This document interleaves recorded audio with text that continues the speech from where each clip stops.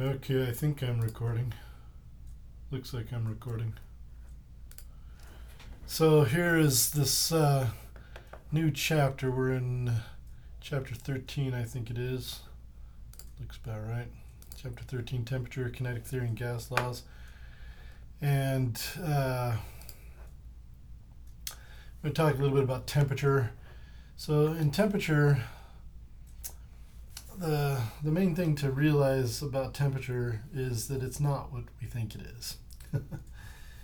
This is very common, of course, again in physics, but we're going to show this through an example. If you touch something in the room that's made of wood, or touch the carpet in the room that you're in, and then touch something that's metal, like the leg of a chair or table or something like that, you will probably think that those two things are different temperatures.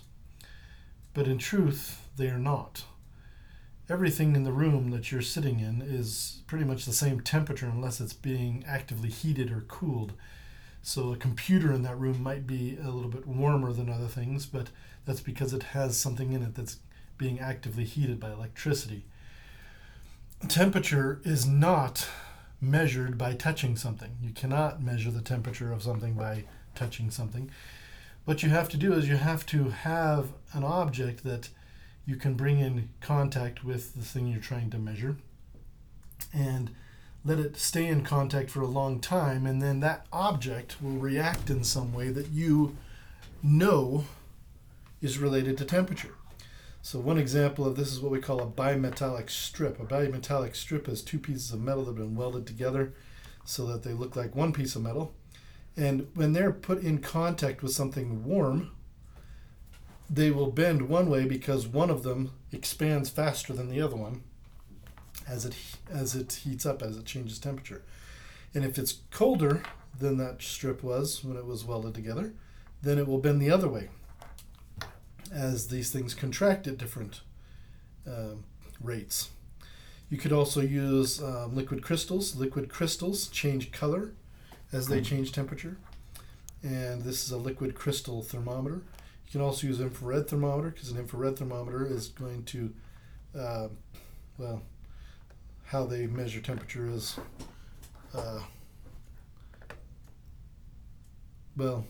so an infrared thermometer, it shows it here, it's got this light coming out of it. What it actually does is it actually measures the infrared signature of something that is warm. Things, particularly things that are quite warm, give off an infrared signature. They give off infrared radiation that can be detected. There's a little, you can think of it as a camera or a detector inside of this thing that looks at that infrared, and the infrared frequency that it gives off is directly related to its temperature. You can also use just your standard thermometer, which we saw on the previous page.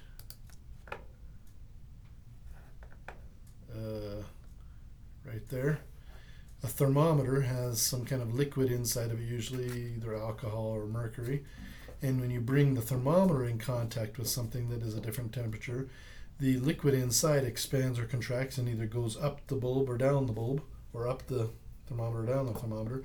And we put lines on it for different temperatures. Well, so if temperature is not measured by like just touching something, then what is it? I mean, what is temperature?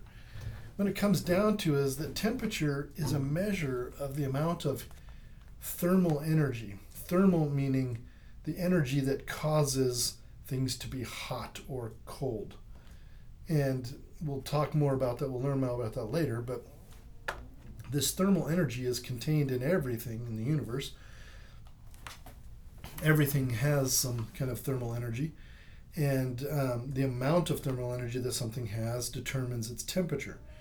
That does not necessarily tell you how it feels to your hand. In fact, you can take something that has a temperature of 1,000 degrees and hold it in your hand if it's the right material. Because some materials transfer that energy very easily to your hand, and some materials don't transfer it very easily to your hand. For example, oil that's at 200 degrees feels different than water at 200 degrees because they transfer the heat differently. They transfer that energy differently. And so there's a lot more going on than just the temperature. Now, the temperature scales that we commonly use in the world today are Fahrenheit and Celsius. We use Fahrenheit in the United States and some other places like England. And we use Celsius in other places. Most other countries use the Celsius scale. And the differences between them are quite dramatic, actually.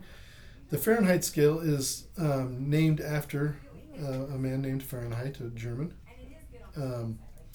And the Fahrenheit scale goes from 0 to 100 degrees, which is so they essentially based the scale on a really cold day and a really hot day in Germany, essentially. So the coldest day that you see in this place where Fahrenheit lived was 0, and the hottest was about 100. So that they just based it on from 0 to 100, coldest and hottest day. Turns out that that's not the most scientific. Along came some other people that decided to make it more scientific based on biology, based on water, where 0 degrees is the freezing point of water and 100 degrees is the boiling point of water. So you can see this scale is slightly off kilter from this one. 0 is lined up with 32 on the Fahrenheit scale, and 100 degrees is lined up with 212 on the Fahrenheit scale. And the Celsius scale is based on water. Well, it turns out that's not necessarily the most scientific thing either. It's great for like chemistry and biology where they use a lot of water, but it's not so great if you're talking about physics. In physics, we don't really care about the biology, what biology thinks about temperature or what Germany thinks about temperature. We care about what the universe thinks about temperature. We use the Kelvin scale, and the Kelvin scale is based on where temperature is absolutely the lowest it can possibly be.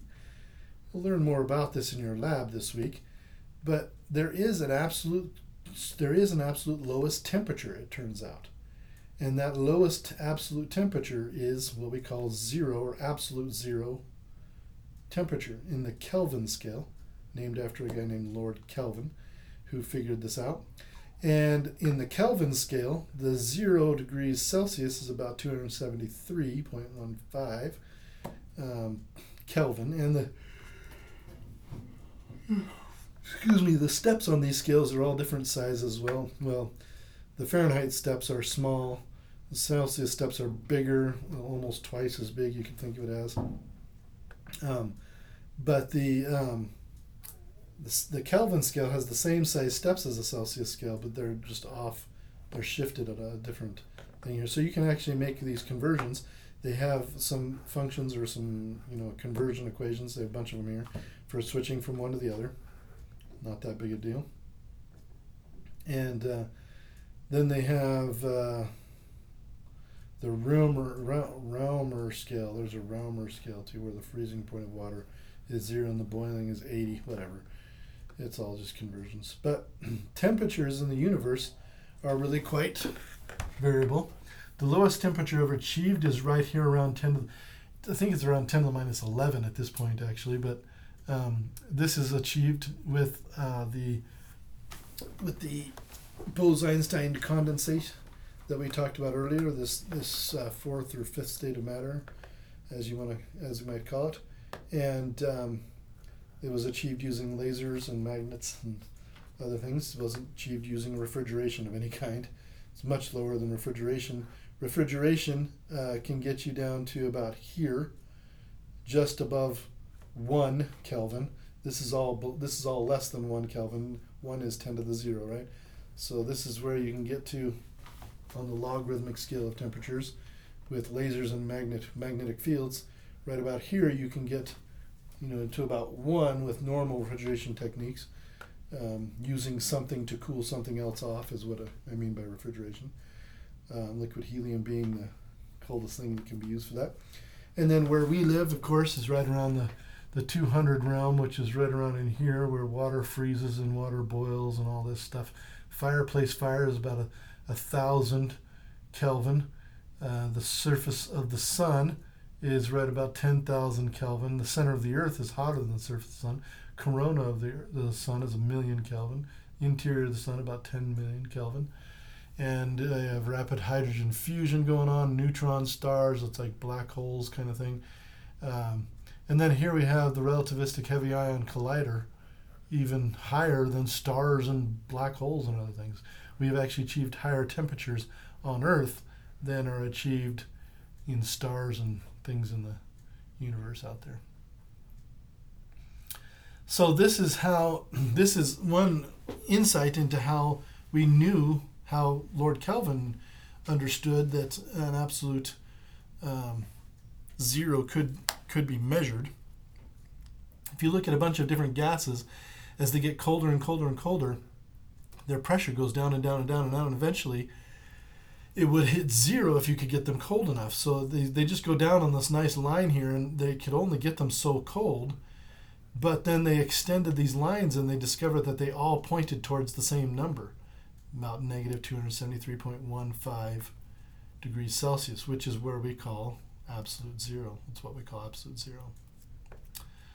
So this idea of temperature gives rise to what we call the first law of thermodynamics, which means if two systems, A and B, are brought in thermal equilibrium with each other, and B is in thermal equilibrium with another system, C, then A is also in thermal equilibrium with C. And all that really means is that when you bring things close together and in contact with each other, they trade thermal energy back and forth, and they change each other's temperature so that cold things make hot things cooler and hot things make cold things warmer. And if you have three of them, it does them to the third thing too. So it's not really that surprising, this particular law of thermodynamics, but it is important to state it. One thing that we do know about materials is that they can change when their temperature changes. In other words, thermal energy causes physical changes to matter. And one of the things that it can do is it can make it expand, it can make it bigger. And if you have something that's much longer than it is wide or deep, then the most obvious change is going to be in its length. And to calculate that linear thermal expansion, we use this equation where we have an original length L, we have a change in temperature, and we have this alpha here, which is the coefficient of linear expansion. And you can calculate how much it's going to change length by using these things. The coefficient of linear expansions for different materials are in this table. We also have a coefficient of volume expansion because it can expand in all three dimensions. We'll use that in a minute. But I mean, it's a simple calculation. You're just given numbers. You might be given two different temperatures, and you have to calculate delta T. Or you might be told what delta T is. In this case, they give us two different temperatures, and we calculate the difference to be 55 degrees. And the Golden Gate Bridge is 1,275 meters long when it's cold, and when it goes to its warmest at 40 degrees Celsius, what's that change in L going to be? We plug in all the things, assuming the bridge is made of steel. So we use the alpha for steel, which is this 12 times 10 to the minus 6 per degree Celsius. Plug in all those numbers and get 0.84 meters. So about a meter, almost an entire meter of length difference on the hottest day. And this is exactly why they put things like this on bridges. These are called expansion joints, and they allow the sections of the bridge to stay together, to stay connected, even on a hot day. So that on a hot day, well, on a cold day even, on a cold day, these things shrink, and you get these teeth looking like this. And on a hot day, each section will expand, and these things will be tighter together. If you do this in two dimensions, you get some interesting things going on. So in two dimensions, like on a plate, you're going to have the outside edge of the plate expand outward, but also if you cut a hole in the plate, the inside hole will actually get bigger. And people think, well, that's not right. It should expand inward. Well, it's not the way it works. The whole plate will expand, but the outside expansion of the plate is bigger than the inside expansion of the plate because the length is important in that. The original size of the hole is smaller than the original size of the plate, so the outside of the plate is going to expand outward more quickly than the inside of the plate will. So the overall area of the plate will expand, and this is the equation for that. You still use the alpha, the linear expansion, but you put a 2 in front of it, 2 times alpha. And it turns out that for volume expansion, that's about true as well. If you take the alpha and multiply it by 3, you get just about the volume expansion. It's just about 3 times that. So it's a fair approximation. In 3 dimensions, of course, we have the same equation, but we're using beta for the volume expansion instead of alpha, and it's volume and change in volume instead of length change in length or area change in area. There are some things that don't expand when they heat up, or don't contract when they cool down, depending on what they are. One of these things is, for example, water. Water has a changing expansion curve.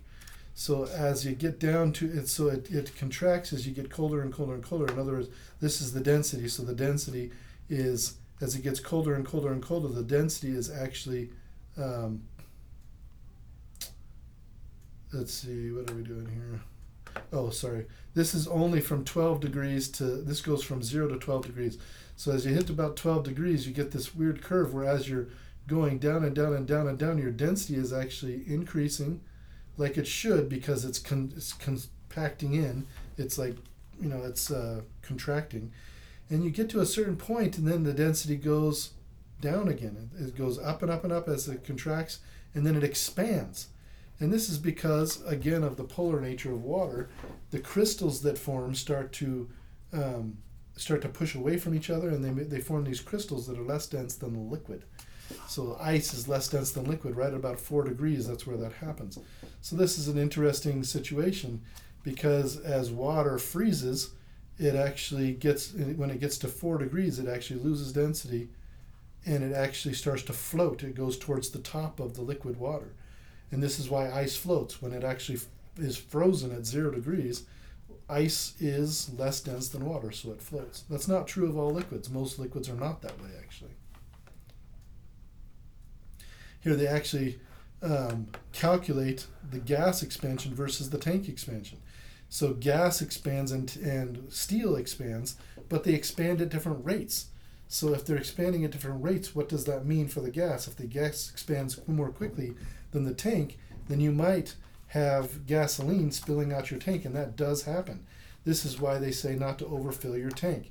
Gas expands more quickly than steel does, and so you can actually lose gasoline out of your car. You can cause kinds of, some kind of dangerous issue there.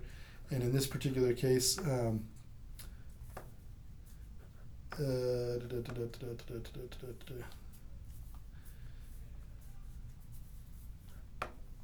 can't remember if they're actually, so yeah, they have a full, the gas is full, so you have a 1.1 liter overspilling of gasoline here.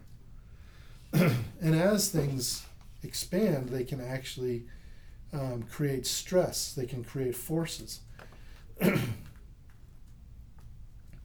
So we use the stress-strain equation, which we've seen before, the volumetric stress-strain equation, which comes from a previous chapter.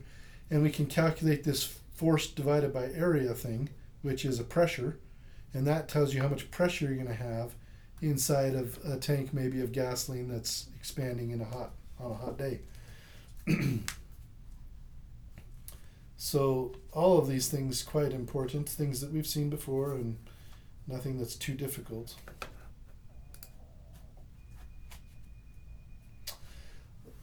And of course, the expansion of air is the reason that balloons float in the atmosphere. As you heat up the balloon's air, it expands. And of course, there's this open spot down here that allows the expanding air to leak out. So what you end up with is air up here in the balloon that is less dense than the air outside the balloon. So then, of course, we have our Archimedes principle, right? Archimedes principle that says that things that are less dense will float in things that are more dense because they will displace an amount of fluid, or in this case air, that weighs more than the balloon. The balloon weighs less, even with the balloon material and the pagoda underneath. It still weighs less than the amount of air that it is displaced, which is why it rises upward. And this gives rise to what we call the ideal gas law. The ideal gas law talks about the expansion of gases and the pressure of gases and the temperature of gases. The pressure times the volume is equal to the number of molecules, or the number of particles of the gas, times this constant, which is called the Boltzmann constant, times the temperature. Now, any any of these things can change except the Boltzmann constant. The number of the amount of pressure can change. So if you increase the pressure, then you're going to have to do something. I mean, something else is going to happen in this equation to keep things balanced. If you decrease the volume or increase the volume, so that can change. The number of molecules or particles can change. The temperature can change. So each one of these things can possibly change, but the Boltzmann constant cannot. Also, any number of these things can be held constant. Let's say that the temperature doesn't change, but the pressure does, or the volume changes, but the pressure doesn't, or whatever. You can hold all of them constant except one and just change one and see what happens, or you can change several things at once in a particular gas. But it's called the ideal gas law for a reason. The ideal gas law assumes that the gas is going to be made of particles that don't interact with each other very much, so that there's very little internal forces going on inside the gas.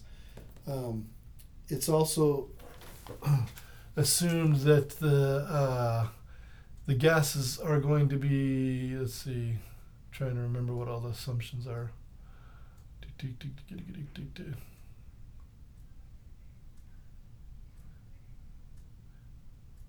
So it's going to assume that the molecules or the particles inside the gas are moving very, very quickly.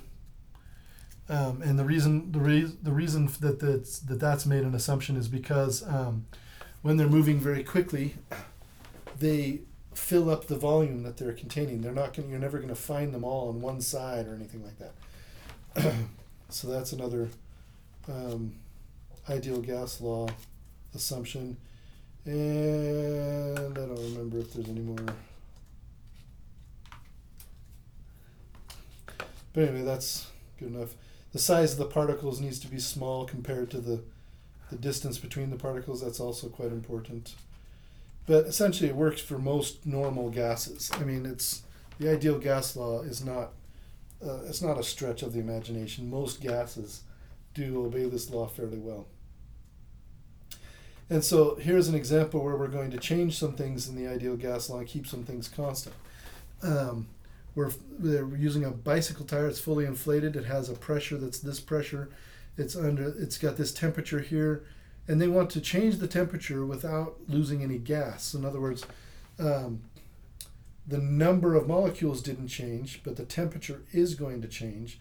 And the volume's not going to change because it's a sealed up tube, but the pressure is going to change. So the two things that are going to change are going to be pressure and temperature. With everything else being the same, if you put them into a ratio like this with your initial stuff in the bottom and your final stuff on the top, the things that don't change are going to cancel each other out. Volume's going to be the same, number's going to be the same, Boltzmann constant, of course, the same. And you get this equation. Now, you may be familiar with these equations. This equation right here is, I believe, Boyle's law or something like this. But anyway, I don't know whose law it is, but this has another name for it. And that's because some people like to split this law up into like 5 different laws. In physics, we prefer to just have one and to create whatever law we need. So we put it into a ratio like this and cancel out the stuff that's not changing because it's the same beginning and ending, it will cancel out. And then we create our law and solve for the thing we need. And then we only have to remember one equation, which is kind of nice. In this case, this is the equation. And remember, they're trying to solve for the final pressure. They have the initial pressure, the final temperature, and the initial temperature. Plug them all in, and you're good to go. Now, there is one important thing about this. The temperatures in this equation must be Kelvin temperatures. Your temperatures must be in Kelvin. If they're in Fahrenheit or Celsius, this will not work. So they do the same thing to calculate the number of molecules in a cubic meter of gas, but this time nothing's changing at all. They just want to know the number. So if nothing's changing and you just want to know one of the things in this equation, you just plug in all the other stuff you know and solve for that one thing, in this case, the number of molecules. Now there's another version of the ideal gas law. The other version of the ideal gas law looks like this: PV equals little n RT. And this one uses a number of moles of particles.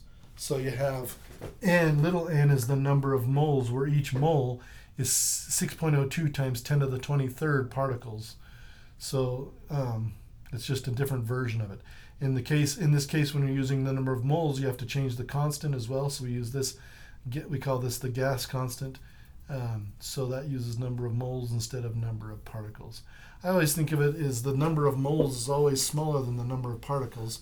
So the big one is the number of particles, the small one's the number of moles. I don't know if that helps, but so here they're calculating the number of moles in the same bike tire with the same pressure, volume, and temperature. But now we use R and we calculate little n, get 0.579 moles instead of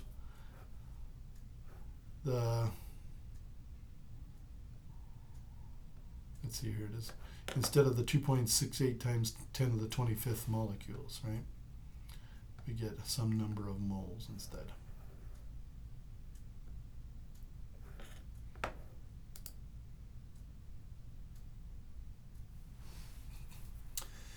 Okay, so this last part is the kinetic theory of gases, and this is something that was figured out by physicists. Essentially what they thought is maybe gases are little particles, like little tennis balls or something, and maybe when they hit the wall of a vessel that they're in, like a tank, maybe they behave kind of like tennis balls bouncing off a wall. And if they do, then we can create a physics. We can create some equations that have to do with the velocity or the momentum of it bouncing off the wall and the forces and the pressures. So this is like my idea, like molecules of gas being little boxers, and as they move past something, they hit the wall, they punch the wall, right? And it comes down to a very simple thing. You have the momentum of a particle coming in and the momentum going out, and the difference in the momentum is the force that it's going to push on the wall with. And because this 3 dimensions, then this is only 1/3 of them. This is going to happen once in every dimension. And it turns out that if you want the amount of force, you need that change in momentum over change in time. The change in time is going to be related to the distance, which is going to be related to the length. And you don't need to know how this works out. You don't need to be able to repeat this. But we're essentially going from momentum to pressure, because we're going from momentum to force, and then to force over area, and then force over area is, of course, pressure. And then we're plugging that into the ideal gas law. Once we have pressure, then we do pressure times volume, and then pressure times volume equals nRT or nKT, and we get this equation here in the end, where we can solve for the velocity in terms of the temperature. So this directly relates velocity of particles in a gas to the temperature of the gas. So what is velocity actually? What is temperature actually? Temperature is actually a direct measurement of the velocity of the particles. Right here, here's your average velocity of the particles is a direct measurement. The temperature is a direct measurement of the velocity. So that's what they mean by thermal energy. The thermal energy of an object is actually the kinetic energy, the average kinetic energy of the particles that make up that object. And this is theoretical proof of that. Now, what is the direct proof of that, or what is the empirical evidence for that? The empirical evidence for that is actually the observation of pressure and temperature. As temperature goes down, pressure goes down, and it all points to a single point. Where the pressure is 0, the temperature is 0. So how do you calculate the kinetic energy or the speed of a gas molecule? Well, the kinetic energy is directly related to its temperature. It's 3/2 k times t. And if you want to know the velocity, you just solve this equation for the velocity. And you get this equation. So here's the kinetic energy of those particles on average. And here is, here's the velocity. Of course, you're going to need a mass. So you need to know you need to know what your gas is made of, or whatever it is you're measuring, whatever gas it is you're measuring. In this case, they told us it was nitrogen, so we used the mass of nitrogen, which is actually 2 times 14 times 10 to the minus 3 kilograms per mole, and so that's per mole. So we need to divide it by how many moles, and then we get 4.65 times 10 to the minus 26 kilograms for each nitrogen. The reason we multiply by 2 is because there's 2 of them. And then we plug that in here and we're good to go. Now, for those of you who do not understand how to look up that nitrogen mass thing, it's in the periodic table. If you don't have a periodic table, I can provide you with one, or you can just look it up. But the periodic table tells you the masses of things. If when you look at it, let's see if we can find a nice big one here. There's a good, nice big one. So we were looking for nitrogen. You look right here on the table, and this number, the number at the top is the number of protons, or the whole number that's here is the number of protons. But then there's another number down here that tells us the mass per mole in grams of this particular atom. So this one's 14 point something, 0.0067 or something like that. Oxygen is, looks like 15.999, and so on and so forth. So that tells you the number of grams per mole for that particular atom. And then you can just go, and, if you have two of them for nitrogen, there's 2 nitrogens, so you multiply that 14 by 2, and then divide by the number of particles per mole and whatever else, and then you figure out how much that is. So that's the idea behind what we call the kinetic theory of gases, or this is often also called the I can't remember what it's called, but we call it the kinetic theory of gases.